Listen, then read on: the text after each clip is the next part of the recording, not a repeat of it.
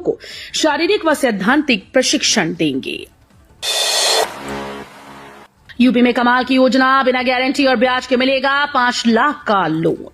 UP में एक scheme धूम मचा रही है। मुख्यमंत्री युवा उद्यमी योजना विकास अभियान के तहत आप 5 लाख रुपए तक की लागत का बिजनेस शुरू कर सकते हैं। सरकार की ओर से आपको ब्याज मुक्त लोन मिलेगा। इस लोन के लिए कोई गारंटी नहीं देनी होगी। पहले 6 महीने तो ईएमआई भरने की भी जरूरत नहीं।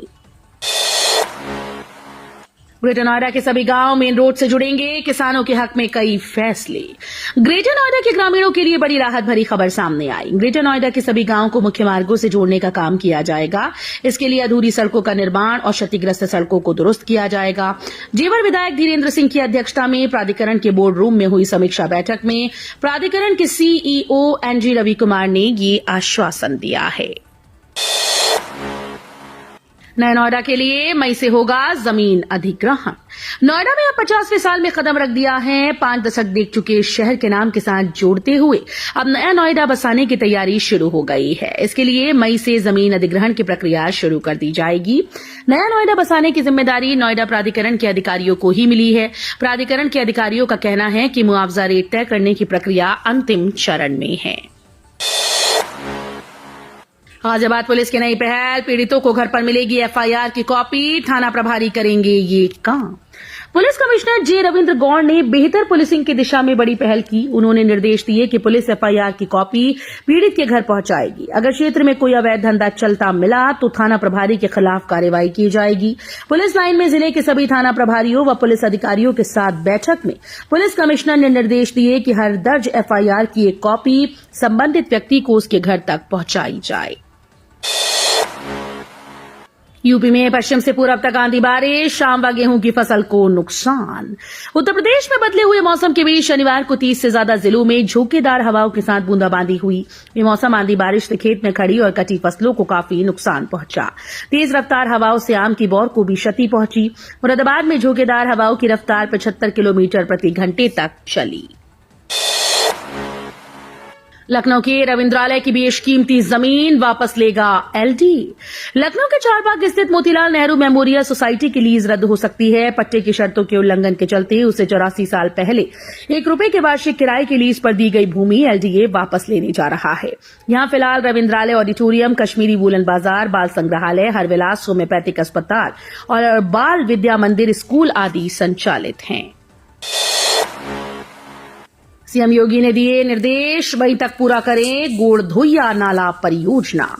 मुख्यमंत्री योगी आदित्यनाथ ने शनिवार को गोड़धोइया नाला प्रोजेक्ट के निर्माण कार्यों का स्थलीय निरीक्षण किया। इस दौरान उन्होंने निर्माण कार्यों में तेजी लाते हुए मई तक इसे पूर्ण करने के निर्देश दिए।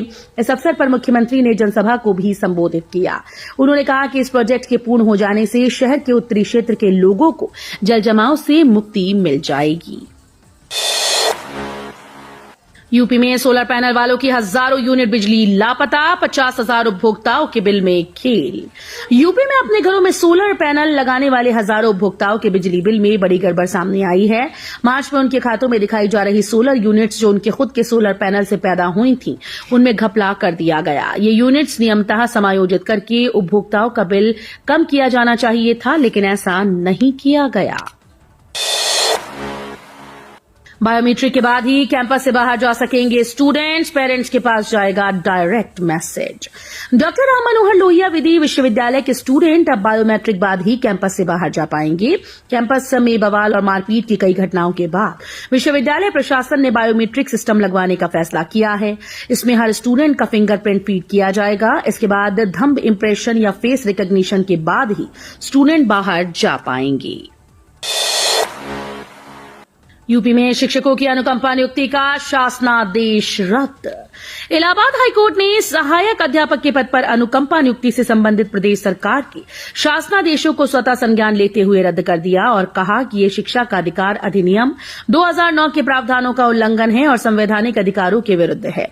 कोर्ट ने ये निर्णय वर्ष 2000 और 2013 के शासनादेशों के आधार पर सहायक अध्यापकों के रूप में अनुकंपा नियुक्ति का दावा करने वालों की याचिकाओं पर सुनवाई के बाद लिया है। दंगे से नहीं विकास से होती यूपी की चर्चा, गोरखपुर में बोले सीएम योगी। मुख्यमंत्री योगी आदित्यनाथ ने गोरखपुर को बड़ी सौगात दी। शनिवार को मानबेला मैदान पर आयोजित लोकार्पण शिलान्यास समारोह को संबोधित करते हुए सीएम योगी ने 1500 करोड़ रुपए की 146 विकास परियोजनाओं का लोकार्पण और शिलान्यास किया। मुख्यमंत्री ने कहा कि 2017 के पहले समाज को जाति, मत, मजहब के नाम पर बांटने वाली ताकतों ने यूपी का विकास करने के बजाय खुद का और परिवार का विकास किया। डबल इंजन सरकार आने के साथ यूपी आज से माफिया मुक्त, गुंडा मुक्त और दंगा मुक्त हो चुका है। वृद्धावस्था पेंशन योजना का महा वेरिफिकेशन शुरू, मृतक और अपात्र होंगे बाहर, पात्रों को मिलेगा अधिकार। उत्तर प्रदेश की योगी सरकार ने बुजुर्गों की सामाजिक सुरक्षा और पेंशन व्यवस्था में पारदर्शिता लाने के लिए बड़ा अभियान शुरू किया। राष्ट्रीय वृद्धावस्था पेंशन योजना के अंतर्गत पेंशन प्राप्त कर रहे 61 लाख लाभार्थियों का सत्यापन शुरू कर दिया गया। ये सत्यापन कार्य 25 मई 2025 तक पूरा करने का लक्ष्य रखा गया है। मनमानी का दौर अब नहीं चलेगा, अखिलेश यादव बोली। अखिलेश यादव ने कहा कि पुरानी सरकार में कहा जाता था कि यूपी पुलिस में केवल यादवों की भर्ती हुई है। ऐसी कई फर्जी खबरें चलाई जाती हैं। आज जो आंकड़े हैं वो खबर कहीं नहीं चल रही। आगरा में 48 थाने हैं जिनमें कोई बता सकता है कि कितनी पीडीए हैं। मैनपुरी में 15 थाने हैं, उनमें 10 में सरकार के स्वजातीय लोग हैं। महोबा में 11 थाने हैं, 6 में सिंह साहब लोग हैं। मनमानी का दौर अब नहीं चलेगा क्योंकि अब बाबा साहेब भीमराव अम्बेडकर का संविधान है। संविधान ही सर्वोपरि रहेगा। अखिलेश यादव का आरोप, जिसने सपा सांसद के घर किया हमला, करनी सेना नहीं वो योगी सेना। राणा सांगा पर राज्यसभा में दिए बयान के बाद छिड़े सियासी घमासान के बीच शनिवार को सपा मुखिया एवं पूर्व मुख्यमंत्री अखिलेश यादव राज्यसभा सांसद रामजीलाल सुमन से मिलने संजय प्लेस स्थित उनके आवास पहुंचे। इस दौरान अखिलेश यादव ने कहा कि करनी सेना ने नहीं, योगी सेना है जिसने सरकार से फंडिंग हो रही है। सीएम के स्वजातीय लोगों ने जिस तरह से तलवारें लहराई वो पिछड़ा, दलित, अल्पसंख्यकों को डराना चाहते हैं। बीएचयू में धरने पर बैठी छात्रा को करनी सेना का समर्थन, बढ़ाई गई सुरक्षा व्यवस्था। बीएचयू में पीएचडी प्रवेश प्रक्रिया में फिर गड़बड़ी का आरोप लगा। हिंदी विभाग की डब्ल्यूएस वर्ग की छात्रा अर्चिता सिंह केंद्रीय कार्यालय के मुख्य द्वार पर धरने पर बैठ गई। अब छात्रा के समर्थन में करनी सेना के प्रदेश अध्यक्ष ने समर्थन देने की घोषणा की और धरना स्थल पर पहुंचने की बात कही। इसको देखते हुए मौके पर पुलिस और पीएसी तैनात की गई। 1 जुलाई से ट्रैफिक रडार उपकरणों के लिए नए नियम होंगे लागू। सरकार ने ऐलान किया है कि देश भर में सड़क सुरक्षा और ट्रैफिक नियमों के सख्त पालन को सुनिश्चित करने के लिए ट्रैफिक रडार उपकरणों के अनिवार्य सत्यापन और स्टैंपिंग से जुड़े नए नियम 1 जुलाई 2025 से लागू किए जाएंगे। उपभोक्ता मामलों के मंत्रालय ने ये नियम भारतीय विधिक माप विज्ञान संस्थान, क्षेत्रीय रेफरेंस प्रयोगशालाओं, उपकरण निर्माताओं और वाहन प्रमाणन संगठनों जैसे विभिन्न हितधारकों से सलाह मशवरा करने के बाद अधिसूचित किए हैं। कानपुर अटल स्टेशन के लिए भूमि अधिग्रहण शुरू, एलिवेटेड ट्रैक से मिलेगी जाम से मुक्ति। शहर की लाइफलाइन जीटी रोड के समानांतर लाखों आबादी के लिए जाम से जूझने की वजह Mandhana Anwarganj elevated railway track निर्माण की दिशा में एक कदम और बढ़ा। एलिवेटेड ट्रैक पर छत्रपति शाहू जी महाराज विश्वविद्यालय के सामने कृषि विभाग की भूमि पर निर्मित होने वाली भारत रत्न पूर्व प्रधानमंत्री अटल बिहारी वाजपेयी स्टेशन के लिए भूमि अधिग्रहण प्रक्रिया शुरू हो गई है। हरिवंश राय बच्चन के नाम हुआ प्रयागराज का ये भवन। इलाहाबाद यूनिवर्सिटी ने विज्ञान परिषद का नाम बदला। पूरब का ऑक्सफोर्ड कहे जाने वाले इलाहाबाद विश्वविद्यालय ने अमिताभ और हरिवंश राय बच्चन से शहर के रिश्ते को अब एक नया मकाम दिया है। विश्वविद्यालय ने अपने विज्ञान परिषद का नाम महान कवि और सदी के महानायक अमिताभ बच्चन के पिता हरिवंश राय बच्चन के नाम पर रख दिया है। विश्वविद्यालय प्रशासन के इस निर्णय से शैक्षणिक और सांस्कृतिक विरासत को और समृद्ध बनाने में बल मिलेगा। पुलिस विभाग में बड़े पैमाने पर फेरबदल, एक सब इंस्पेक्टर लाइन हाजिर, 10 का किया तबादला। कानून व्यवस्था को स्वस्थ दुरुस्त बनाए रखने के लिए एसपी ने एक बार फिर से 11 उप निरीक्षक के कार्य क्षेत्र में बदलाव किया है। इनमें एक को थाने से पुलिस लाइन भेजा गया, जबकि 10 सब इंस्पेक्टर को चौकी और थाने पर तैनात किया गया। योगी सरकार से प्रधानमंत्री ने यूपी की 10 बड़ी परियोजनाओं की मांगी रिपोर्ट। उत्तर प्रदेश में केंद्र पोषित योजनाओं पर प्रधानमंत्री नरेंद्र मोदी ने सीधी नजर रख रखी है।